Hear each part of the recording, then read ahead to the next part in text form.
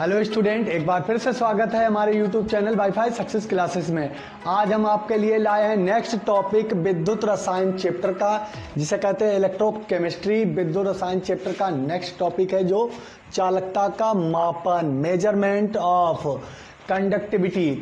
तो इसके बारे में पढ़ेंगे। जो हमने बताया था कि विद्युत जो सेल बनाए जाते हैं या किसी की चालकता ज्ञात करनी होती है, कोई भी विद्युत अपघट्य हो तो उसकी चालकता को हम अकेले ज्ञात नहीं कर सकते हैं।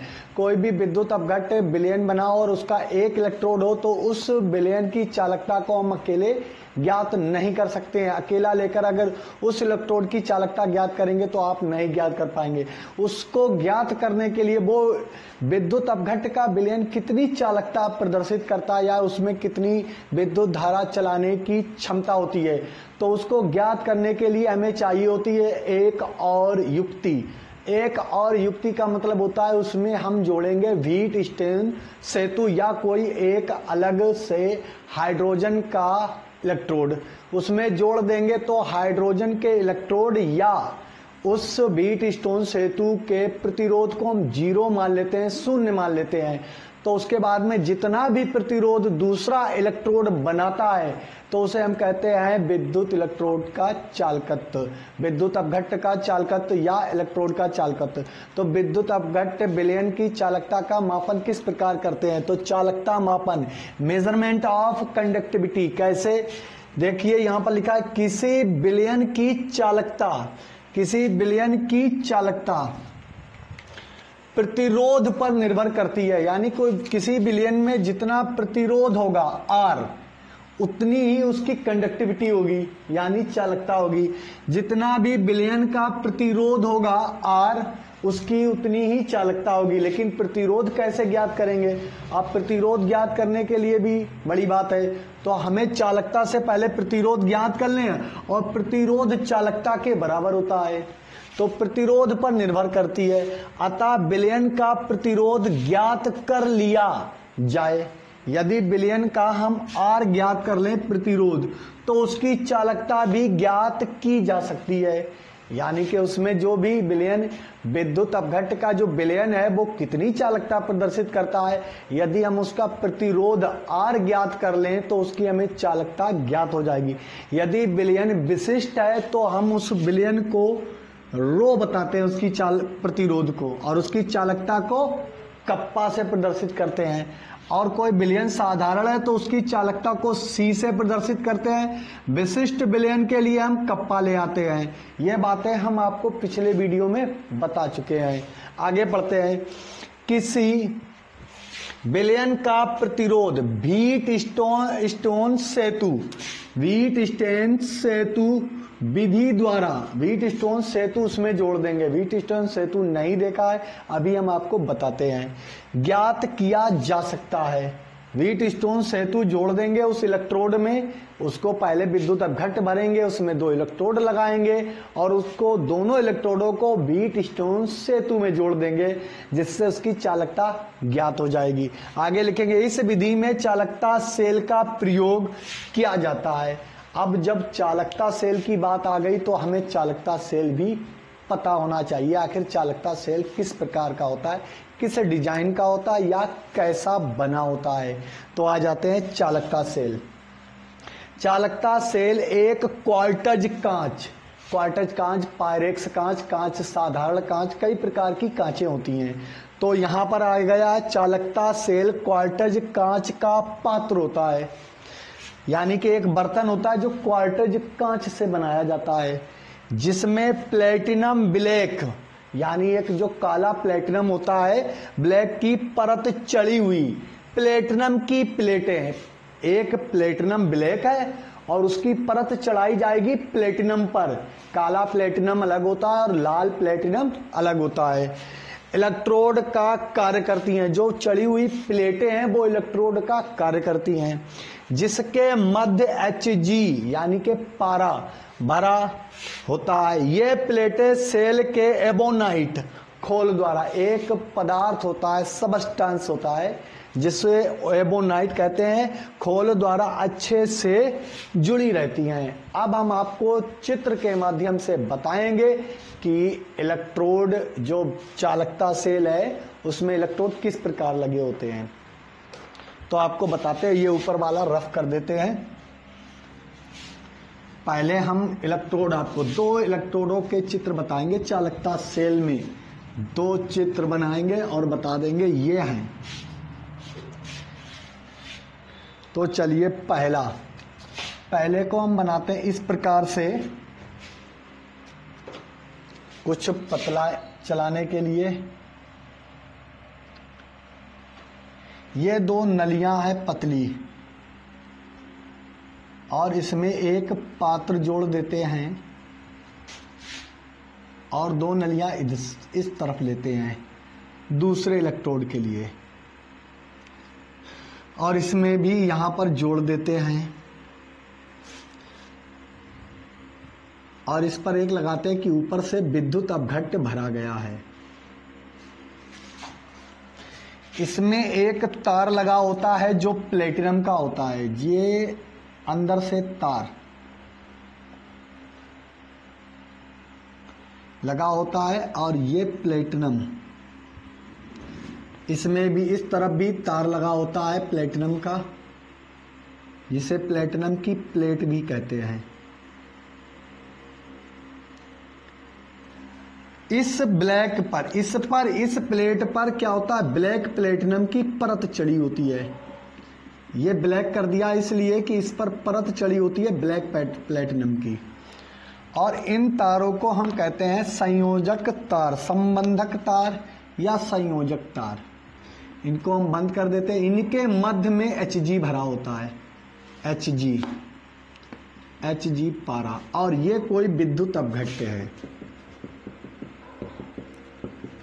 ये कोई विद्युत अपघट्य भरा हुआ है जिसकी हमें चालकता ज्ञात करनी है। विद्युत अपघट्य, विद्युत अपघट्य। और ये हैं ब्लैक प्लेटिनम की प्लेटें, प्लेटिनम की प्लेट।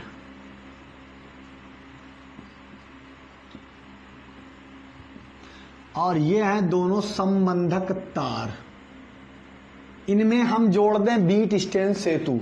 ये एक चालकता सेल बन गया है। इसमें यदि इन तारों में हम जोड़ दें व्हीट स्टेन सेतु तो हमें इसकी चालकता ज्ञात हो जाएगी। इसका प्रतिरोध यदि हमें ज्ञात हो जाएगा तो इस सेल की चालकता भी ज्ञात हो जाएगी। इसी प्रकार से एक सेल और बनाते हैं, इसको दूसरे टाइप से देते हैं रूप। ये दूसरा प्रकार, ये कोई क्वार्टज कांच का एक पात्र है। इसमें हम क्या लगाते हैं, 2 इलेक्ट्रोड डालते हैं। इसको थोड़ा ऊपर निकाल लीजिए और इसके मध्य में इसको बंद कर देते हैं। और इसके मध्य में क्या होता है, प्लेटिनम की एक प्लेट पड़ी होती है। ये प्लेटिनम की प्लेट है और यहां पर क्या होता है, ये प्लेटिनम। ये जो प्लेटें हैं दोनों, ये कैसी होती हैं, ब्लैक प्लेटिनम से परत चढ़ी होती है। तो ये है प्लेटिनम की प्लेट और ये किसका कार्य करती हैं, इलेक्ट्रोड का कार्य करती हैं, पीटी प्लेट। और ये क्या है, दोनों संबंधक तार। इन्हें लिख देंगे संबंधक तार। और इसके मध्य क्या भरा होता है, Hg पारा, इन दोनों संरंध्रों के बीच में। और ये भरा होता है विद्युत अपघट्य। ये हैं दोनों चालकता सेल। ये 2 प्रकार के चालकता सेल आपके सामने हैं, आपके बोर्ड पर हैं। ये 2 प्रकार के चालकता सेल होते हैं। यदि इन तारों को व्हीट स्टोन सेतु में जोड़ देते हैं तो हमें इसकी चालकता ज्ञात हो जाती है। यदि हम इनको व्हीटस्टोन सेतु में जोड़ देखते हैं तो इनकी चालकता ज्ञात हो जाती है। तो चालकता मापन के लिए हम आ जाते हैं नेक्स्ट पे, जोड़कर आपको दिखाते हैं किस प्रकार से आपको व्हीटस्टोन सेतु में इन चालकता सेल को जोड़कर इनका प्रतिरोध यदि हम ज्ञात कर लेते हैं तो हमें इनकी चालकता ज्ञात हो जाती है। कहते हैं चालकता सेल में यह चालकता मापने के लिए प्रतिरोध के बराबर चालकता होती है, तो हमें उसकी चालकता माप लेनी चाहिए कि सेल कितनी चालकता दिखाएगा। तो आ जाते हैं चालकता सेल पर। तो जैसा कि आप देख रहे हैं चित्र में, ये हमने व्हीटस्टोन सेतु को जोड़ दिया है चालकता सेल से। पहले ही बता चुके हैं कि व्हीटस्टोन सेतु के द्वारा ही चालकता सेल की चालकता को ज्ञात किया जा सकता है या किसी विद्युत अपघट्ट की चालकता को ज्ञात किया जा सकता है। जो इसके अंदर विलयन भरा है ये है विद्युत अपघट्ट, जो विद्युत धारा का चालन करता है। विद्युत अपघट्ट भरा हुआ है। इस विद्युत अपघट्ट विलयन से हमने एक चालकता सेल बनाया जिसमें 2 प्लेटिनम के इलेक्ट्रोड लगाए हैं और उस इलेक्ट्रोडों पर ब्लैक प्लेटिनम की परत चढ़ा दी। अब उसमें विद्युत अपघट्ट में भरा और जिस क्वार्टज के कांच के पात्र में ये प्लेटें होती हैं उसमें Hg यानी पारा भरा रहता है।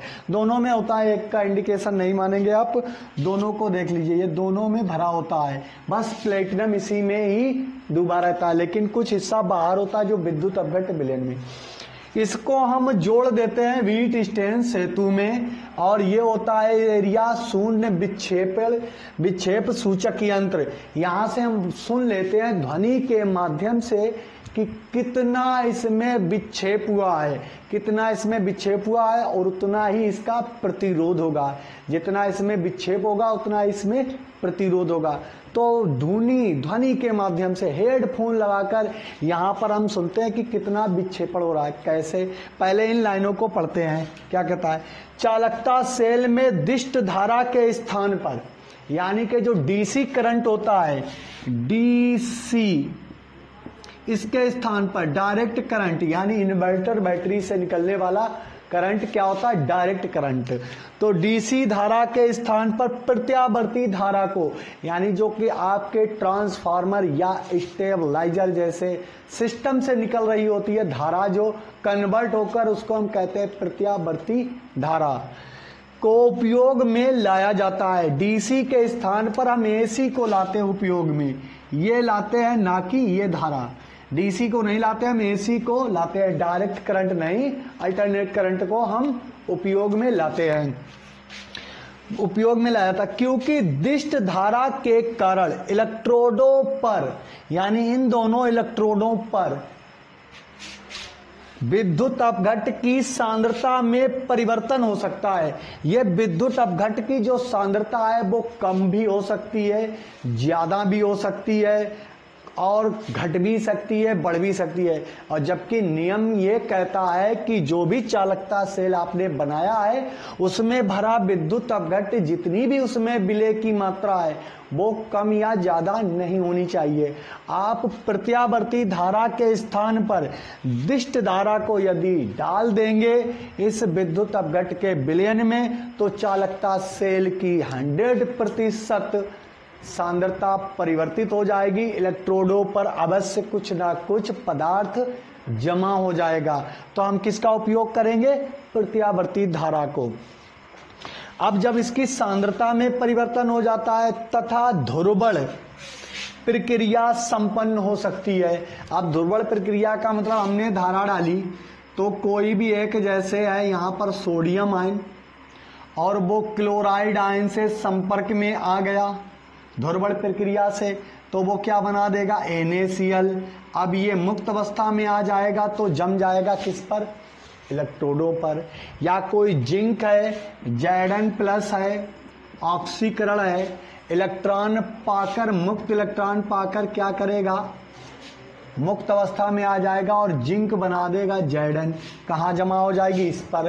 धीरे धीरे क्या होगा, सारी जिंक अगर इसमें पड़ी हुई है जो विद्युत अपघट्ट का कार्य कर रही है वो इलेक्ट्रोडों पर जमा हो जाएगी, तो विद्युत अपघट्ट की तो सांद्रता ही बदल जाएगी, क्योंकि जितना भी इसमें मिलाया गया है विद्युत अपघट्ट बनाने के लिए विलेय पदार्थ, वो जब गड़बड़ कर जाएगा तो इसकी सांद्रता ही बदल जाएगी और ध्रुवण प्रक्रिया संपन्न हो जाएगी। हम ऐसी धारा का उपयोग नहीं करेंगे जो ध्रुवण प्रक्रिया को संपन्न कर दे। हम दिष्ट धारा के स्थान पर प्रत्यावर्ती धारा को उपयोग में लाएंगे। आगे लिखा है क्या? प्रत्यावर्ती धारा के कारण व्हीटस्टोन सेतु, यानी जो व्हीटस्टोन सेतु है में गैल्वेनोमीटर, अब हम गैल्वेनोमीटर नहीं लगाएंगे क्योंकि हमने प्रत्यावर्ती धारा ली है। दिष्ट धारा ली होती तो गैल्वेनोमीटर से हम इसका विक्षेप जान जाते। के स्थान पर शून्य विक्षेप सूचक यंत्र, शून्य विक्षेप सूचक यंत्र को कहते हैं हम, जैसे इसके आगे हम लिख देते हैं यहां पर हेडफोन, आपने बहुत लगाया होगा हेडफोन। क्या इस्तेमाल करते हैं? हेडफोन इस्तेमाल करते हैं। तो इसके आगे लिखेंगे उपयोग करते हैं। अब हम इसमें तुल्य प्रतिरोध, अब क्या करेंगे, जैसे किसी भी चालकता सेल का हमें प्रतिरोध ज्ञात करना है तो चालकता भी ज्ञात हो जाएगी।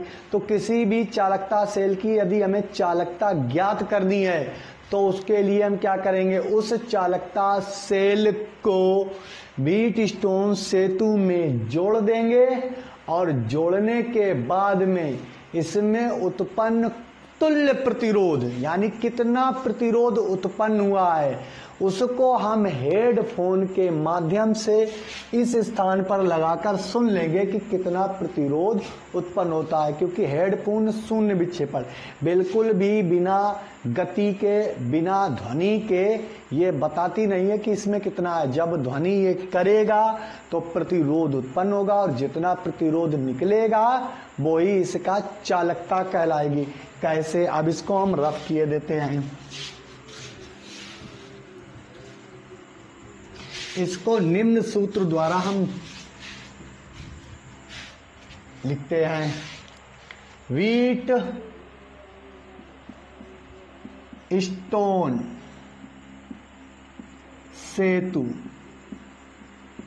के अनुसार, जैसा कि व्हीटस्टोन सेतु बताता है कि ये दोनों क्या हैं, एक दूसरे के श्रेणी क्रम में है और ये अकेला। यदि इन दोनों को हम कंपेयर कर दें तो क्या हो जाएगा, एक समांतर क्रम बन जाएगा। टोटल प्रतिरोध कहां पर बन रहा है, यहां पर, क्योंकि ये सभी एकत्र होकर कहां पर आ रहे हैं, इस स्थान पर। तो हम इसको लिखेंगे बराबर R1 अपान होता है R2 बराबर टोटल प्रतिरोध R अपान होगा R3। इस R को यदि हम ज्ञात कर लेंगे तो हमें कुल प्रतिरोध ज्ञात हो जाएगा, और कुल प्रतिरोध का मतलब होगा कि उसकी कुल चालकता कितनी है सेल की। तो इसको R को यहां लाते हैं, इसका मल्टीप्लाई इसमें होगा तो R1 इंटू R3 बटे R2। इस सूत्र के माध्यम से हम किसी भी विद्युत अपघट्ट सेल की चालकता, या बोलेंगे चालकता सेल की हम चालकता ज्ञात कर सकते हैं। अब आ जाता है कि चालकता सेल को प्रभावित करने वाले कारक, या विद्युत अपघट्ट की चालकता को प्रभावित करने वाले कारक किस कारण की वजह से या किस फैक्टर की वजह से विद्युत अपघट्ट विलयन की चालकता प्रभावित हो सकती है। तो इसको हम रफ किए देते हैं। अब इसकी चालकता को कौन कौन प्रभावित कर सकता है।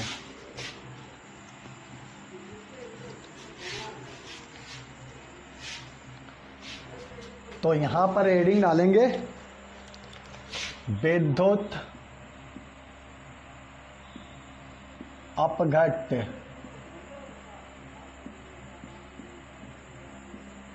की चालकता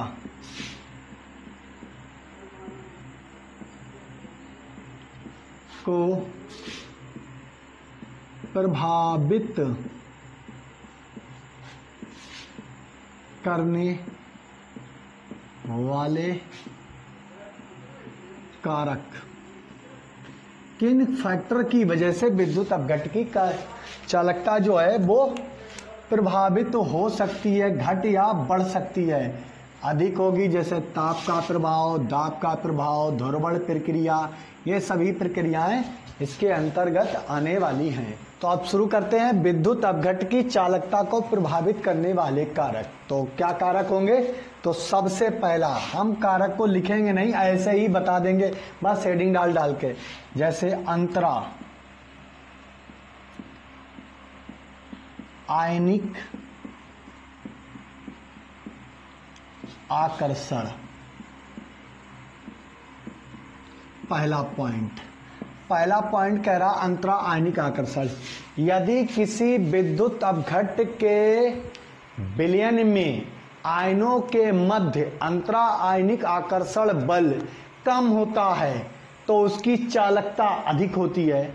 यदि आयनिक आकर्षण बल अधिक होता है तो उसकी चालकता कम होती है। जैसे हम बताएं NaCl सोडियम क्लोराइड आयन है, इनके मध्य में जो आयनिक आकर्षण है, ये आकर्षण कम होगा तो ये आयन जल्दी बन जाएंगे, और आयन जितनी जल्दी टूट जाएंगे, आयन बन जाएंगे, कोई भी पदार्थ है वो जितनी जल्दी आयनन अवस्था में आ जाएगा उतनी अधिक चालकता दिखाएगा। जैसे कि ये सोडियम क्लोराइड है, ये जितनी जल्दी, ये अगर दुर्बल है, इनके बीच में आकर्षण बल एक दूसरे के मध्य खिंचाव यदि कम है तो चालकता अधिक, और यदि चालक खिंचाव अधिक हो गया तो चालकता कम। जैसे ZnCl2, इनके मध्य में क्या होगा, क्लोराइन आयन दो खींच रहे हैं, ध्रुवण प्रक्रिया ज्यादा है तो इनके बीच में अंतराकर्षण बल अधिक है तो इनकी चालकता कम होगी। इससे अधिक चालकता जैसे H2SO4, यहां पर इनकी आयनन क्षमता जैसे ही जल में डालेंगे वैसे ही 2 हाइड्रोजन आयन और 1 सल्फेट आयन ये तुरंत ही बदल जाते हैं।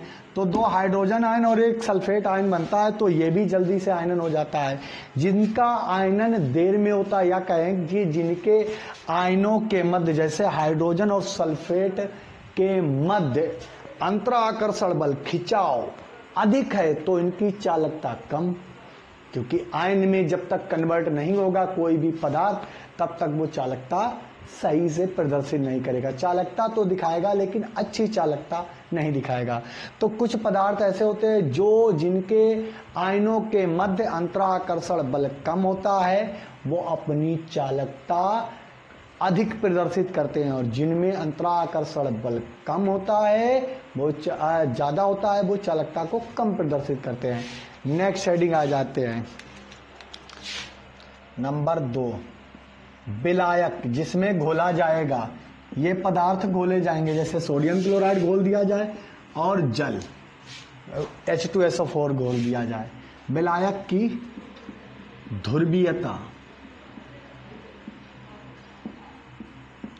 विलायक की ध्रुवीयता कहते हैं कि जब जितना भी विलायक अधिक ध्रुवीय होगा, अधिक ध्रुवीय का मतलब होता अधिक चार्ज वाला, जैसे Zn पर +2, सल्फेट पर -2, हाइड्रोजन पर +1 होता है।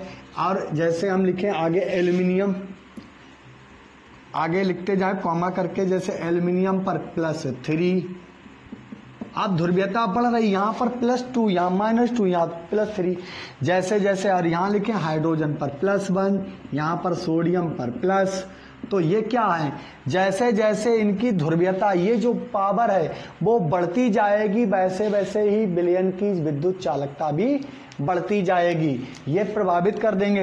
यदि विलयन में जो विलेय पदार्थ है, विलायक पदार्थ है, उसकी ध्रुवीयता अधिक है, यानी कि उसके ऊपर चार्ज की जो संख्या है वो अधिक है, तो वो विलयन अधिक चालकता प्रदर्शित करेगा। किसमें? चालकता सेल में। या कहेंगे कि विद्युत अपघट्य अधिक चालकता वाला होगा। तो विद्युत अपघट्य जब अधिक चालकता वाला होगा, किसके कारण? विलायक की ध्रुवीयता के कारण।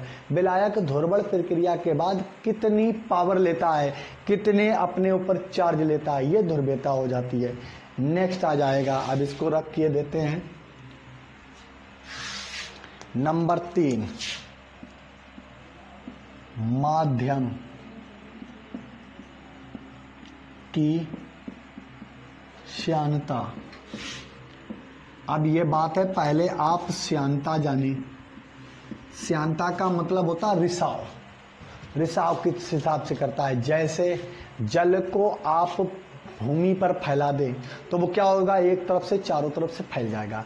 उस जल के स्थान पर यदि आप शहद को डालते हैं, शहद को ऊपर से डालते हैं, तो क्या होता है, एक लाइन के जैसा धागा ऐसा बनाएगा। तो ये विलयन का क्या कहलाता है? श्यानता का गुण। क्या कहलाता है? श्यानता का गुण। शहद एक जैसे कोलतार, कोलतार का क्या होता है कि हम उसको अगर ऊपर से टपकाते हैं तो एक धागे नुमा लहरदार कंटिन्यू एक ग्रेविटी बनी रहती है, कंटिन्यू कोई ना कोई चीज गिरती रहती है, उस पर से एक धागे नुमा गिरते हैं। और जल को फेंकेंगे तो धागा इतना नहीं बनेगा, उसको थोड़ा सा फेंक दे अलग हटा दे, थोड़ा सा फेंक दे तो अलग हटा दे, तो वो अलग हट जाएगा।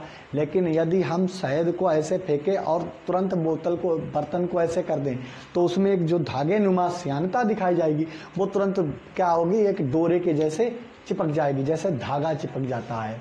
क्योंकि श्यानता का गुण होता फैलने का गुण, रिसाव का गुण। किसी भी माध्यम, जो कोई भी विद्युत अपघट्य विलयन है, यदि उसकी श्यानता अधिक होगी तो उसकी चालकता कम होगी। यदि विलयन को हम तनु कर लेंगे यानी पतला, तो श्यानता घट जाएगी। जैसे हम शहद को पानी में घोल लें, शहद की श्यानता अधिक होती है और उसको हम पानी में घोल दें, जल में घोल के रखें तो उसकी श्यानता घट जाती है। यदि कोई माध्यम ऐसा है विद्युत अपघट्य का जिसकी श्यानता अधिक है तो विद्युत चालकता कम होगी, श्यानता कम है तो विद्युत चालकता अधिक होगी और उसको चालकता सेल में चालकता भी अच्छी से प्रदर्शित करेगा। नंबर 4, तापमान। अब आप जानते ही हैं कि कोई भी विद्युत अपघट्य का विलयन भर दें। अब इसमें ये विद्युत अपघट्य भर दिया है, विद्युत अपघट्य भर दिया है, चालकता प्रदर्शित करते हैं। हम यदि ताप बढ़ा दें तो इसके अंदर के जो अणु हैं गतिज ऊर्जा उनकी बढ़ जाती है। और अणु कौन है? आयनों के रूप में। कौन है? आयन। क्योंकि विद्युत अपघट्य में आयन का होना जरूरी है, आयन नहीं होगा तो विद्युत अपघट्य नहीं होगा। तो जब इसमें विद्युत अपघट्य को हम ताप बढ़ाते हैं, इसकी चालकता क्या होती है, इनके गतिज अणुओं की ऊर्जा बढ़ जाती है। गतिज, इनके अणुओं की गतिज ऊर्जा बढ़ जाती है, तेजी से गति करने लगते हैं, दौड़ने लगते हैं, बहुत तेजी से भागने लगते हैं, तो इनकी चालकता भी बढ़ जाती है क्योंकि इन्हें तेजी से भागना है। आयन से जब जल्दी जल्दी इधर से उधर प्रवाह करेंगे, फ्लो करेंगे, तभी चालकता ज्यादा होगी। तो ये जो कण है इनकी जब गतिज ऊर्जा बढ़ जाएगी तो चालकता भी बढ़ जाएगी। कहने का मीन्स है यहाँ पर कि तापमान बढ़ाने पर विद्युत अपघट्य की चालकता बढ़ जाती है। क्या होता है? ताप बढ़ाने पर विद्युत अपघट्य की चालकता बढ़ जाती है और ताप स्थिर रहने पर विद्युत अपघट्य की चालकता जैसे की तैसी बनी रहती है। अगली आ जाती है नंबर 5, विलयन की सांद्रता। याद रखें यहां पर सबसे इंपॉर्टेंट बात है विलयन की सांद्रता। विलयन की सांद्रता का विद्युत अपघट्य के विलयन पर क्या इफेक्ट पड़ता है? आप जानते हैं, आपको ज्ञात नहीं होगा लेकिन आप आज को बता देते हैं, शायद पिछले वीडियो में हमने किसी में बताया होगा। इस बात को हम बता देते हैं कि जो हमारे घरों में इन्वर्टर बैटरी लगी हुई होती है, जैसे ये है माइनस चार्ज, ये है प्लस, ये कैथोड और ये एनोड। तो यहाँ पर 6 प्लेटें लगी होती हैं, प्रत्येक प्लेट 2 वाट की होती है, 2 वाट की होती है। तो 12 वोल्ट की बैटरी बन जाती है, 12 वाट की बैटरी बन जाती है और ये 2 वोल्ट की प्लेटें लगी होती हैं 6। तो इसमें जो भी H2SO4 का मिश्रण होता है इसे बैटरियोल भी कहते हैं, यानी बैटरी वाला अम्ल, बैटरियोल। यह बैटरियोल होता है, इसको हम केवल 38% से अधिक इसकी सांद्रता नहीं कर सकते। यदि इसकी 38% और शेष क्या होता है, शेष जो भी 62% बचा है वो होता है आपका जल। अब वो होता है 62%। तो यहाँ पर जो 62% होता है जल होता है। यदि H2SO4 को ज़्यादा बैटरी को गर्म जब तक हम चार्ज करते रहते हैं, वाष्प अवस्था में क्या होता है, जल उड़कर चला जाता है। क्या होता है उस समय की H2SO4 का प्रतिशत बढ़ जाता है और बैटरी की चालकता कम हो जाती है। बैटरी एवरेज कहते हैं कि बैटरी का एवरेज डाउन हो गया, बैटरी में कुछ कमी आ गई। कमी नहीं होती है उस समय, आपको क्या होता है बैटरी वाला जल लाना होता है, जिससे हम कहते हैं आसुत जल को हम उसमें डालते हैं। तो उस समय हम क्या करते हैं, विलयन को तनु करते हैं। जब जल डालते हैं हम H2SO4 तेजाब, तो जिसे हम कहते हैं तेजाब लेकर आए। अम्ल को ही तेजाब कहते हैं, अम्ल को अपनी देसी भाषा में तेजाब कह देते हैं, लेकिन अम्ल उसमें एसिड जब डालते हैं तो एसिड की मात्रा जब ज्यादा हो जाती है तो विद्युत अपघट्य विलयन की चालकता घट जाती है। जितना अधिक एक स्टेट पर एक सही मात्रा में विद्युत अपघट्य में यदि तनुता बनी रहती है तो चालकता अधिक होती है। कहते हैं तनु विलयन की चालकता अधिक होती है और सांद्रता बढ़ने पर विलयन की चालकता घट जाती है, विद्युत अपघट्य की चालकता घट जाती है। तो यहाँ पर है H2SO4 विलयन यदि बैटरी में 38% है तो इसकी चालकता अच्छी होगी, और ये कम ज्यादा हो जाती है, अगर कम होती है तब भी चालकता अच्छी प्रदर्शित करेगा।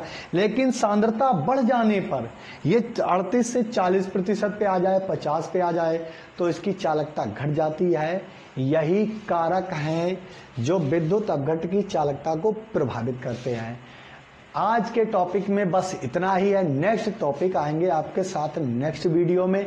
यदि हमारा ये वीडियो आपको पसंद आता है तो वीडियो को लाइक करें, बस आपको अंगूठा ही प्रेस करना है। यदि हमारे चैनल से आप नए जुड़ रहे हैं और बहुत से लोग जुड़ रहे हैं, ये हम अपने चैनल पर देखते रहते हैं, तो उनसे ये हमारा अनुरोध है कि आप चैनल के पहले अगर ये चैप्टर से शुरुआत करें हैं तो कोई बात नहीं, तो पिछले वीडियो को जरूर पढ़ें और आप चैनल को सब्सक्राइब कर लें और बेल आइकन को भी प्रेस कर दें, ताकि हम जो भी वीडियो डालें तो वो आपको पहले मिल जाए। कुछ ऐसी प्रॉब्लम उत्पन्न हो गई है जिसकी वजह से ज़्यादा वीडियो नहीं पढ़ पा रहे। आप विधिवत जैसे वीडियो पढ़ रहे थे आपके लिए वैसे ही पढ़ेंगे और आपको समय से पहले ही सिलेबस कंप्लीट कराया जाएगा, इस बात की गारंटी है। तो आप पढ़ते रहिए और ध्यान दीजिए। अब एग्जाम के जो बाकी थे पिछले ईयर के वो होने वाले हैं और नेक्स्ट ईयर के लिए बहुत जल्दी तैयारी होगी और जल्दी जल्दी से सिलेबस कराया जाएगा। छुट्टियों में कटौती होगी, जो ज़्यादा से ज़्यादा छुट्टियां होती थी वो अब इतनी छुट्टियां नहीं रखी जाएंगी। सिलेबस को कंप्लीट कराकर समय पर परीक्षा कराई जाएगी ताकि सभी शेड्यूल समय पर आ सके। जो कोरोना के महामारी के कारण इधर से उधर हालात बिगड़ गए हैं, तो ऐसे ही पढ़ते रहें, जुड़े रहें हमारे चैनल से और अपने मित्रों में, अपने फ्रेंडों में शेयर करें, अपने रिश्तेदारों में शेयर करें वीडियो को और बताएं। इस चैनल पर सभी चीज़ें आपको उपलब्ध कराई जाएंगी। धन्यवाद।